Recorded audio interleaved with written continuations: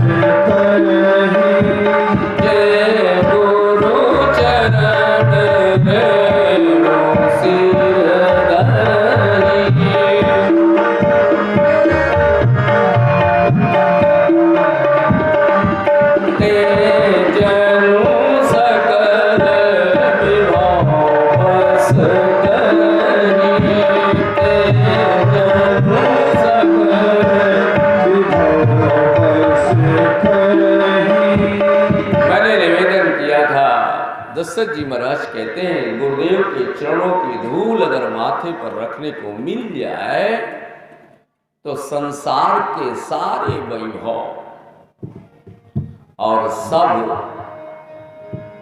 माने इस लोक का भी सुख और उस लोक का भी सुख प्राप्त हो जाता है।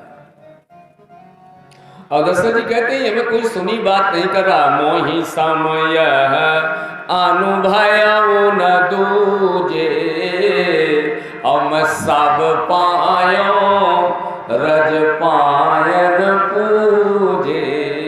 क्या मिला आपको? तो दशरथ जी महाराज कहते हैं इन्हीं गुरुदेव के चरणों में बैठ करके मैंने विद्या अध्ययन किया। आप कहेंगे राम जी ने किया कि दशरथ जी ने किया? तो मैं निवेदन करूं रघुवंश में जितने भी राजा हुए, राम जी के पिता दशरथ, उनके आज दिलीप, सगर, भगीरथ, हरिश्चंद्र, मानधाता, सारे राजा वशिष्ठ जी महाराज के सामने पैदा हुए और वशिष्ठ जी के सामने मर गए। और वशिष्ठ जी ने सबका बर्थडे खाया और सबकी तेरही खाई, क्योंकि इस बात को उत्तरकांड में वशिष्ठ जी राम से कह रहे हैं, राम जी गुरुदेव जानते हो मैं तुम्हारे खानदान का उपरोहित क्यों बना हूं? आप बताओ गुरुदेव। बोले उपरोहित कर्म अति मंदा, बड़ा नीच कार्य है उपरोहिती का। वशिष्ठ जी बोल रहे हैं राम जी से, वेद पुराण स्मृति कर निंदा। अपरोहिती कर्म की वेद निंदा करता है तो स्मृतियां निंदा करती हैं, पुराण निंदा करते हैं।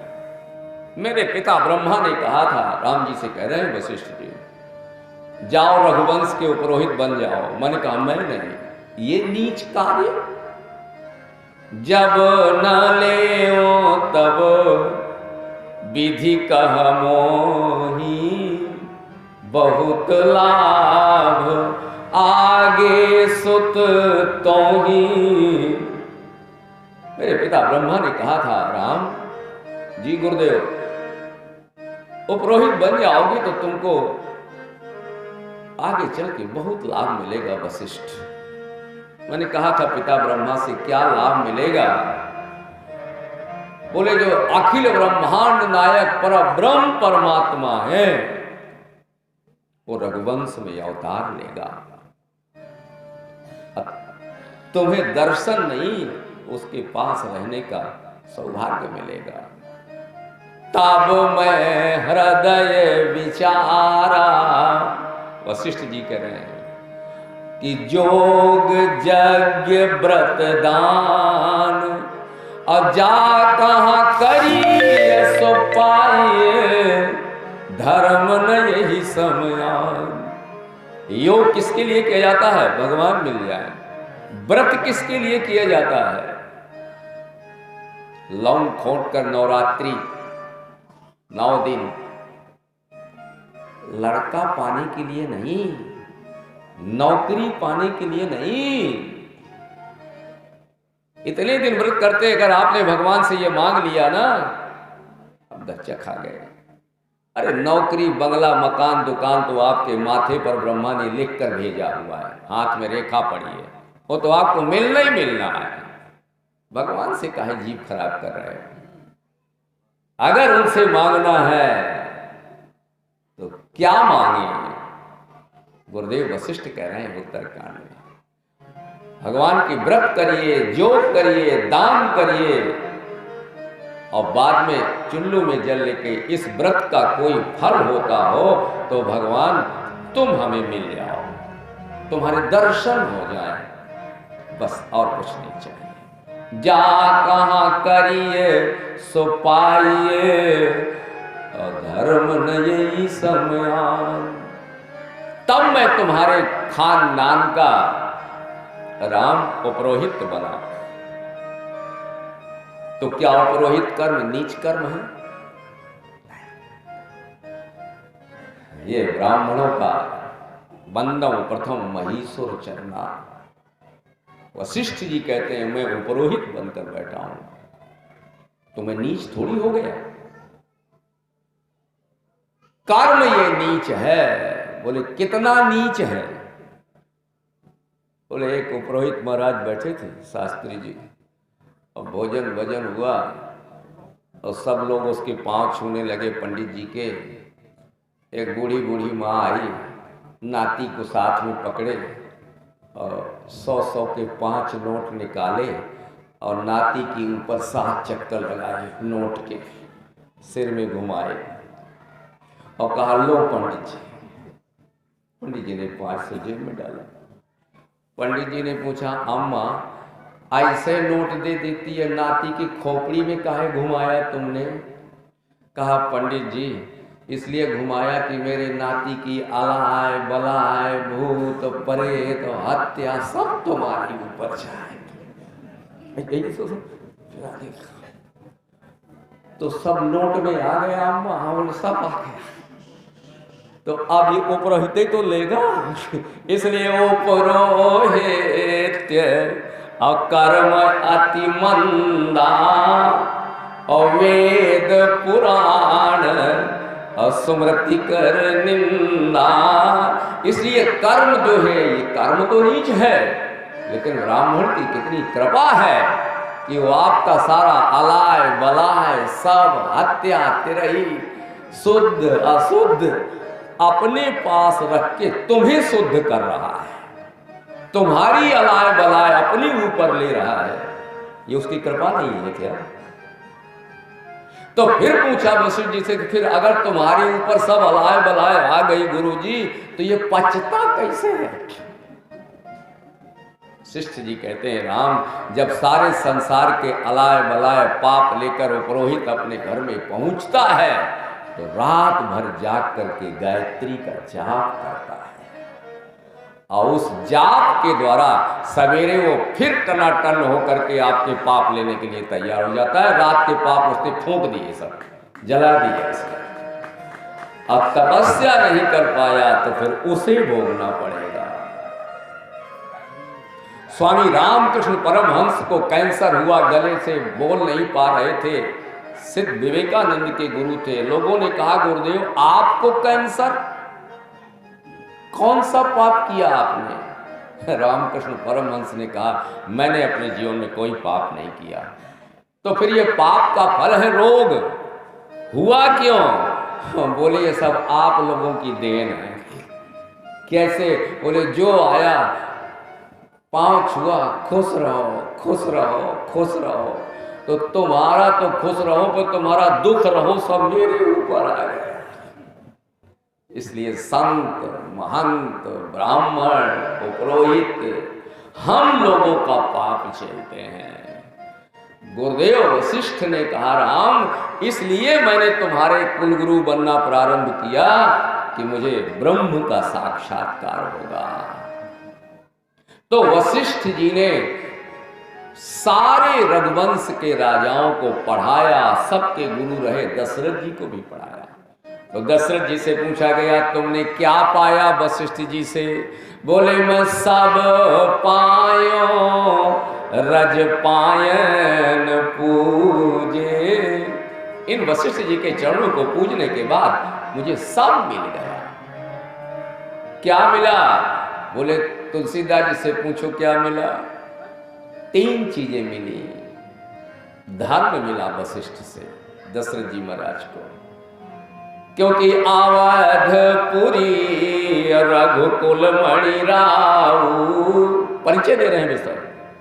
वेद विदित तेहि दशरथ नाऊ। और दशरथ जी हैं कैसे? बोले धर्म धुरंधर। क्या गर्भ से बन के आए थे? धर्म का धुरंधर बनाया तो वशिष्ठ जी ने बनाया। धर्म धुरंधर गुण निधि, सारे संसार के गुण दशरथ जी में आए तो वशिष्ठ जी की कृपा से। अज्ञानी हृदय भगति मति सारंग पानी। इतनी चीजें वशिष्ठ जी से मिली है। मैं सब पायो, ये तो जवानी में मिला वशिष्ठ जी के द्वारा दशरथ जी को, और बुढ़ापे में एक बार भूपति मन माही, एक बार भूपति मन माही, गलानी रे सुत नाही,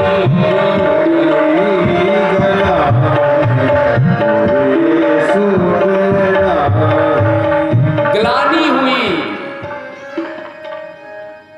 ग्लानी जानते हैं?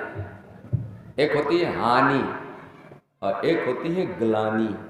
जब जब हो ये धर्म के हानि, तुलसीदास ने लिखा है।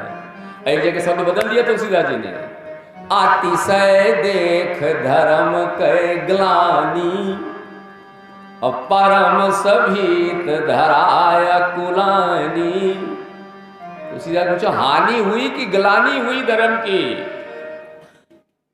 बोले हानि जब बाहर से कोई चीज हो उसे हानि कहते हैं। आग लग गई, धन हानि हो गई। भूकंप आ गया, जन हानि हो गई। धन जन की बाहर से आई। और ग्लानी, ग्लानी भीतर से होती है, बाहर से नहीं होती। तुलसीदास जी ने बड़ा सुंदर सूत्र लिखा है। जिमी धोखे मदपान करी। एक पंडित जी थे, 24 घंटे पूजा।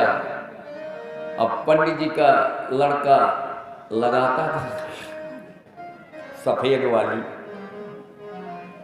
तो उसने सफेद की शीशी पूजा घर के बगल में धर दी। पंडित जी ने समझा गंगा जल है, 3 ढक्कन निकाल दिया पंडित जी ने। आज वो भीतर पहुंची तो पंडित जी को लगा ये तो गंगा जल नहीं है, तो महुआ जल है। अब क्या करें पंडित जी? तुलसीदास जी महाराज लिख रहे हैं, जिमी धोखे मदपान करी। अब तो लगा कि मर जाए। इसे कहते हैं ग्लानी, ये भीतर से होती है। और जब ग्लानि होती है तो लगता है अब मर जाए।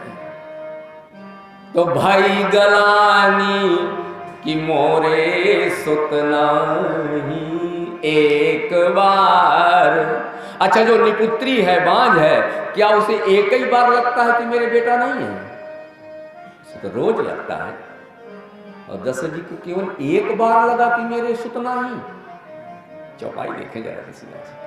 एक बार भूपति मन माही, एक ही बार नहीं है।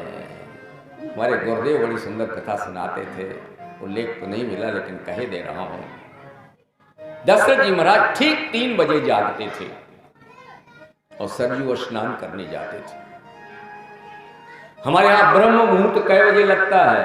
4 बजे नहीं लगता, 3 बजे लगता है। दिन के 4 पहर होते हैं। सुबह 6 से लेकर 9 तक दिन का पहला पहर, 9 से लेकर 12 तक दोपहर, इसलिए उसे दोपहर कहा जाता है। 12 से 3 तक दिन का तीसरा पहर और 3 से 6 तक दिन का चौथा पहर। 4 पहर दिन के और 4 पहर रात के।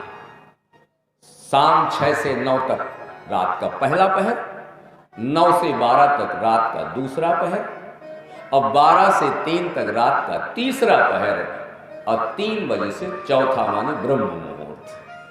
ब्रह्म मुहूर्त 3 बजे। और उसमें नियम है जागने के। पहले पहर में सब कोई जागे, 6 से 9 तक, और 9 बजे सबको सो जाना चाहिए। ये गीता में लिखा है।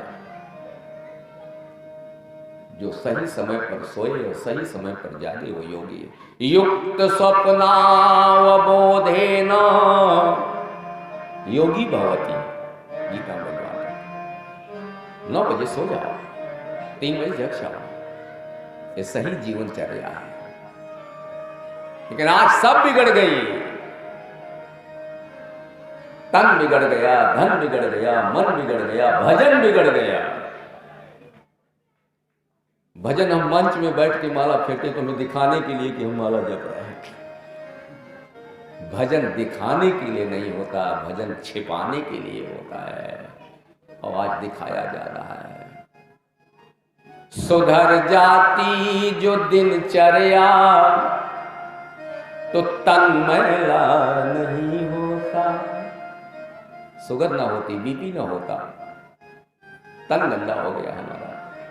सुधर जाती जो दिनचर्या तो तन मैला नहीं होता।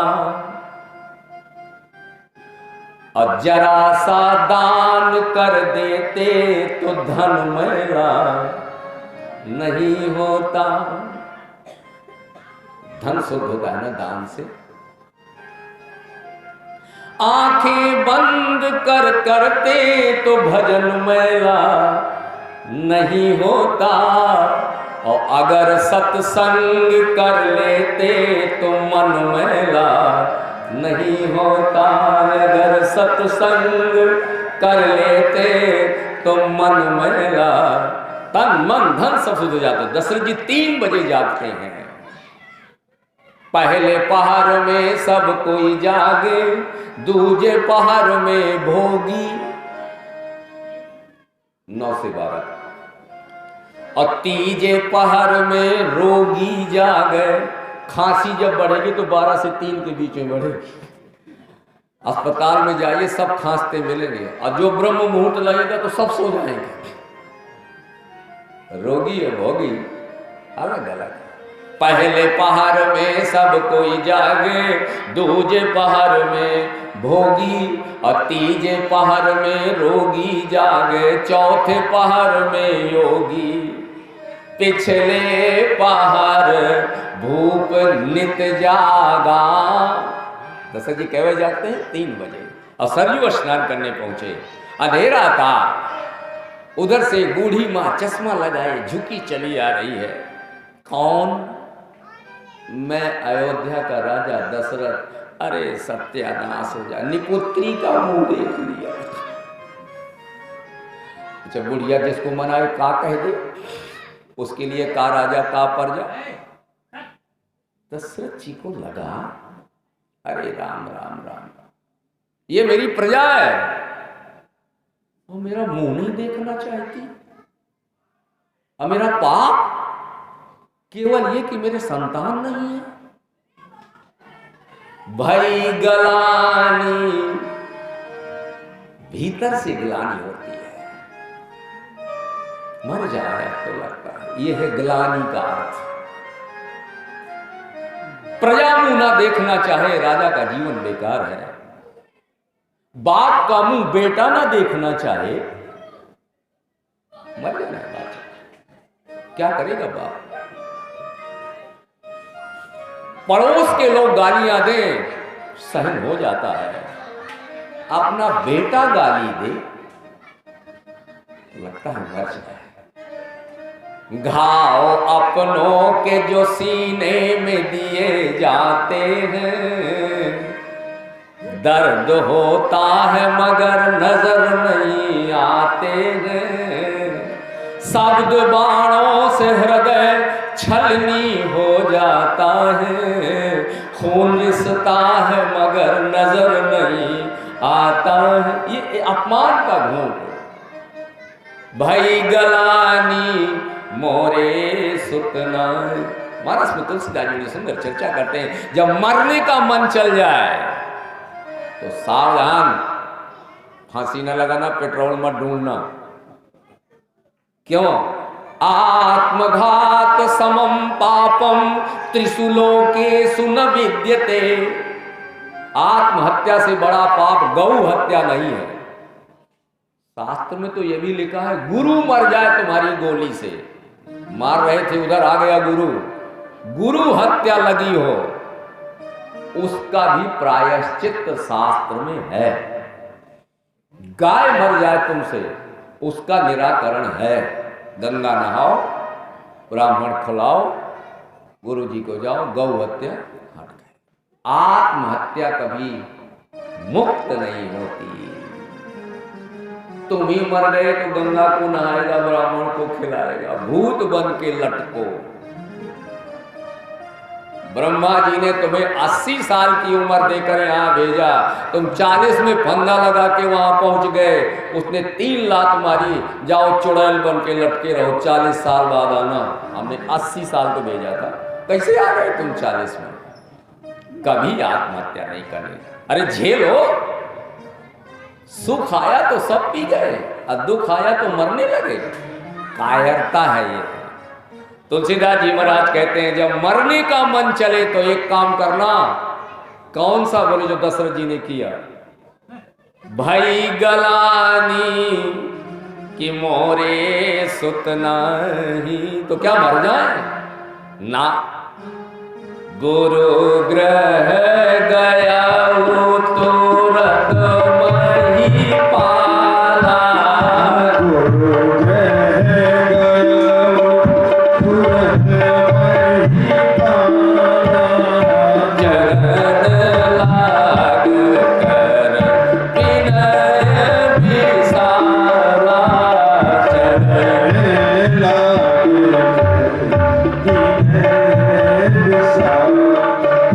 चरणों में गुरुदेव थे। आपको भी जब कहीं दरवाजे बंद मिले, कोई रास्ता न सूझे समस्या का, तो किसी संत के चरण पकड़ लेना, किसी गुरुदेव के चरण पकड़ लेना, किसी महंत के चरण पकड़ लेना। तुम्हारे दुखों का, समस्या का समाधान निकल आएगा। आज चरण पकड़ लिए वशिष्ठ जी के, मैं सब पायो। आज क्या मिल रहा है? बुढ़ापे में बाल सफेद हो रहे हैं। गुरुदेव तेरे दर पे, गुरुदेव तेरे दर पे आया दुखों का मारा।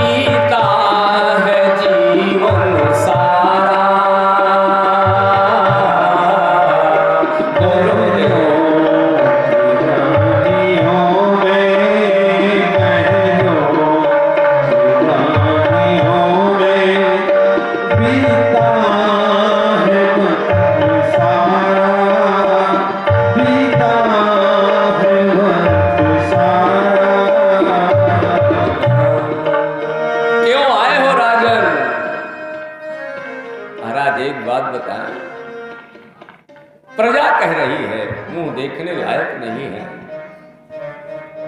ग्लानि हो रही है भीतर से।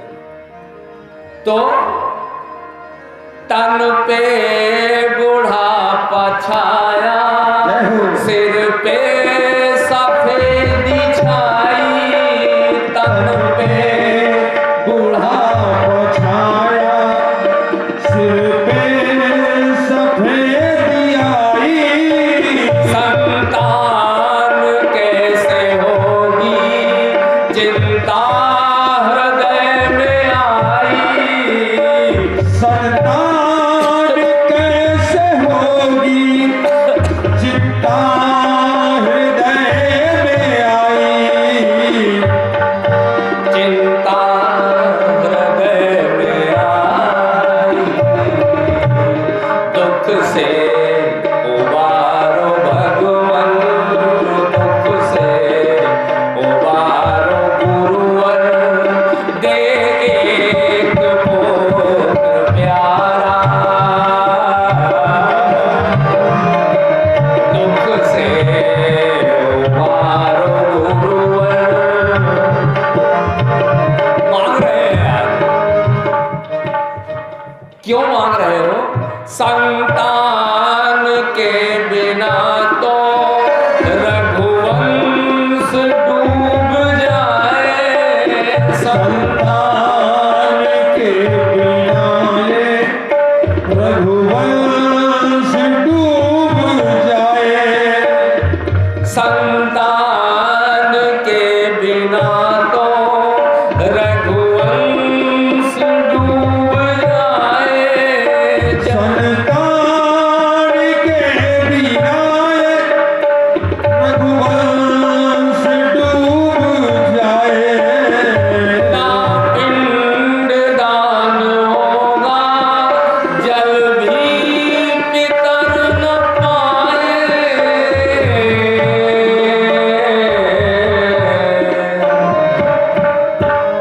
इसलिए आपके चरणों पर आया हूं, दुख से उबारो गुरुवर, दुख से। मैं निवेदन कर रहा हूं, एक पुत्र मांगा है ना? अच्छा, जो बांझ हो जीवन भर का, क्या 5 बेटे मांगता है? एक बेटा दे दो, दशरथ जी ने कहा, वंश चल जाए। गुरुदेव ने कहा, दशरथ जी धराओ धीर, अहुई है सुत चारी, 4? मैं तो एक करके मरा जा रहा हूं, एक हो जाता तो रघुवंश का नाश न होता। बोले यही बात तो दशरथ तो अपने मन से प्रयास करते, वशिष्ठ जी ने कहा, तो तुम्हारे एक ही होता, और तुम चूंकि गुरुदेव के दरवाजे पर आए हो, मांगोगे एक और मिलेगा 4। धरहु धीर अहुई है सुत चारी,